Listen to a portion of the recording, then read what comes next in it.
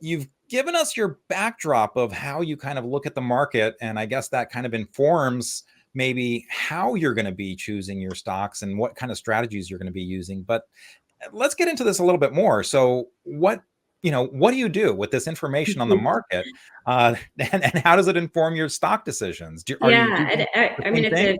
it's a very fair question.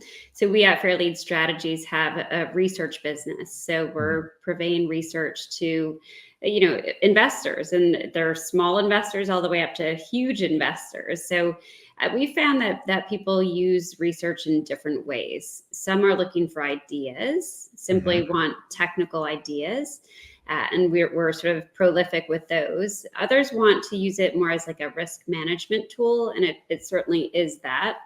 And then still others will use it for more specific strategies like sector rotation, or they'll look for portfolio reviews, things to understand that are more specific or bespoke to them. So there's a lot of use cases, I'd say, for technical analysis. I always say, to folks that are just getting started, that it keep it simple. I mean, I know that's cliche, but it is indeed good advice. I say just take some of the real estate on your screen and Mhm. dedicate it to a chart, and throw in a couple indicators that seem to make sense to you, and just start to look at the charts as you're analyzing the markets, right? As you're thinking through a stock purchase, as an example. We have our own ETF, as you mentioned. It's the Fairlead Tactical Sector ETF, or TACK.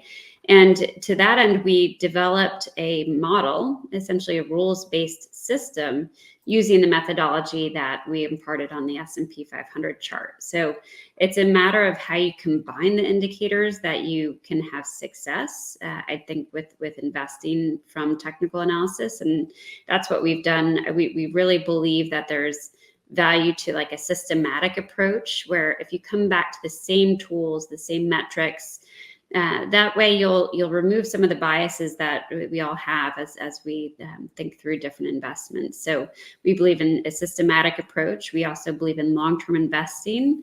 We Mhm. believe that sector rotation is a really great way to try to outperform. It's sort of lower hanging fruit from the market. If you look year over year, there's huge sector dispersions. So that's something we focus a lot on in our work, and also for our ETF. So there's a lot of use cases, and everybody's a little bit different, but I think it has very broad appeal. Yeah, great. Well, so when you're kind of choosing, are you sticking more with individual stocks, or do you kind of go broader, as you said, with the sector rotations, or using kind of ETFs to kind of make those bets?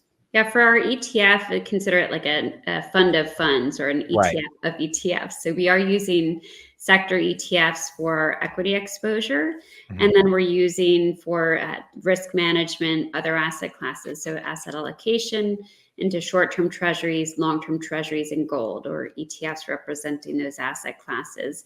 For the research, we're imparting individual stock ideas quite a bit. We feel that's where we have a lot of interest. Mhm. And we can come up with themes as we analyze markets, and really infer not just the top down takeaways, but bottom up takeaways that can be really informational. So as much as we start top down, we start with those major indices, we drill into the sectors. The individual stock work is incredibly important to what we do. So we spend a lot of time week over week looking through individual stock charts, and therein, that's why we'd have that chart space on our screen. And when we're looking at them, we are typically looking at the long term first, and then narrowing into the various timeframes if that's relevant. Mhm. Well, I'm going to throw up an Amazon chart here real quick. And again, this is a chart that comes from your research. And gosh, there's some familiar things on here. There's a stochastic oscillator, and there's a MACD. It looks like.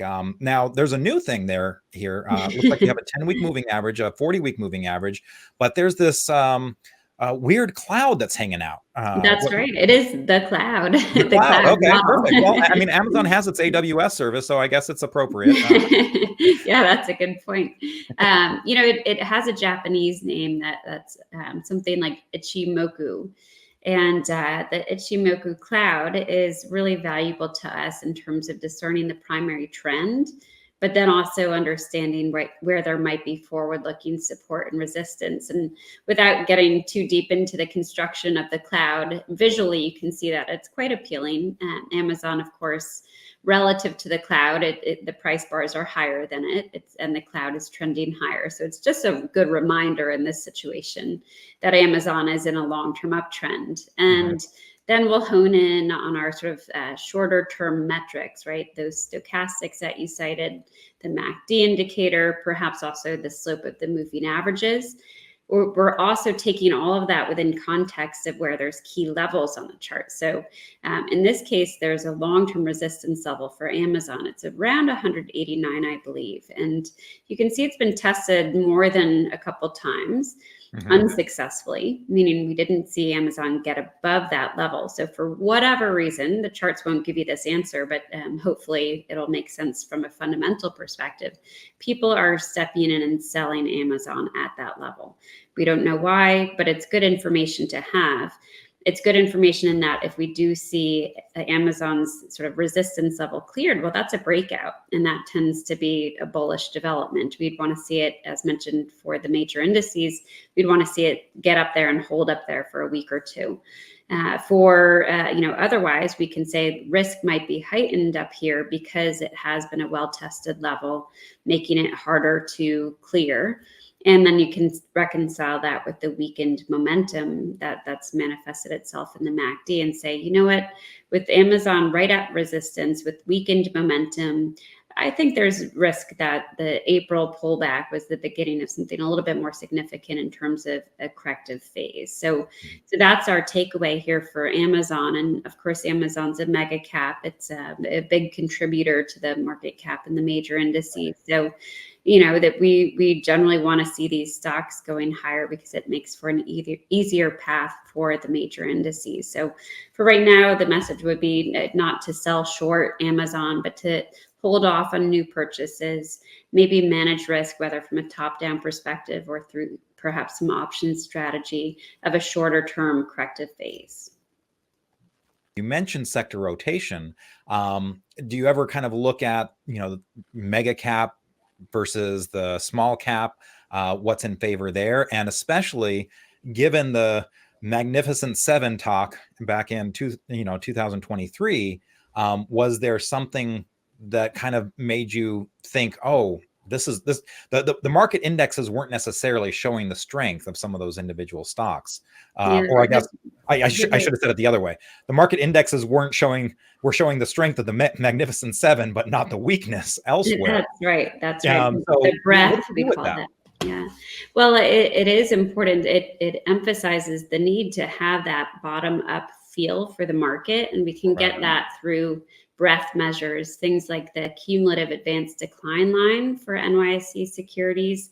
The percentage of stocks above their 50-day moving averages or 200-day moving averages. There are some breadth metrics that help us understand what is the participation for these uptrends that we've got in place right now. And breadth started expanding really notably in Q4 of 2023, but it was lacking for much of the year otherwise. So, and now we have a very constructive environment from a breadth perspective. That tells us that the uptrend is probably just taking a pause in here as opposed to reversing. And it does make for more opportunity from a bottom-up perspective, meaning that we're not limited to those Mag 7 stocks for opportunity. You don't have to necessarily be an NVIDIA to succeed. It's a good case in point. Great. And you know what? Let's go ahead and go back to the Amazon chart real quick, because I want to ask you one more question here. When you're looking at different stocks and you're looking at, okay, well, gosh, this is an uptrend. This isn't an uptrend. What kind of guides you in terms of if you're seeing a lot of stocks, again, as our breadth has gotten better, which one do you go for? If a lot of them are in uptrends, do you have any like relative strength measures that you use, or how do you make those decisions? Yeah, I mean, relative strength is definitely a big input for us. We're often looking at it from sort of the sector versus the broader market perspective, or perhaps a group versus a sector, a stock versus a sector. And that is a way to discover opportunities. We can use ratios to do that. We can use something called relative rotation graphs to do that. But oftentimes we're scanning the charts for what we call technical catalysts, right? So these are different than headlines that we're seeking from an earnings report or something of that nature. But we want to see those MACD crossovers. We want to see stochastic upturns or downturns from oversold or overbought territory. We want to also see breakouts or breakdowns. So we're always looking for these catalysts, because it's those catalysts that give you an impetus to either reduce or add exposure, because they often see follow through. So we're always looking for technical catalysts, but there's also nothing wrong with just generally staying on the right side of an existing trend. And then it becomes more of like a risk management input to decide, well, okay, so Nvidia, Amazon, they may look poised to pull back, but how much does that matter to me in my positioning? And that it goes from being a technical decision to ones that's more portfolio management related, because you need to take that position within the scope of your broader portfolio. And, there's tax implications and Right. things of that nature that are really not a technical force. But certainly the charts can at least help us know whether we want to manage risk in certain environments.